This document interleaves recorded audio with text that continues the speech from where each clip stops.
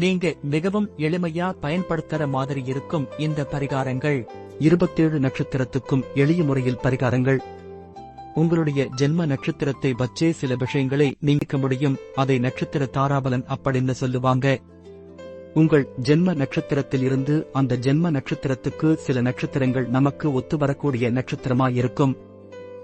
சில நட்சத்திரங்கள் நமக்கு ஒத்து வராத நட்சத்திரமா இருக்கும்.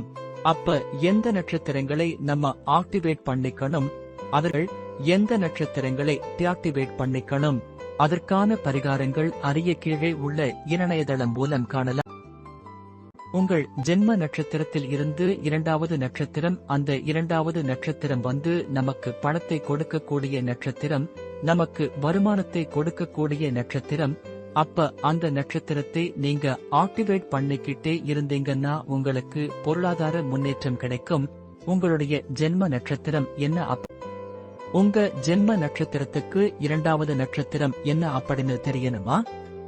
கீழே உள்ள இணையதளத்தில் ஜோதிட குறிப்பு 85 பயன்படுத்தி பார்க்கலாம்.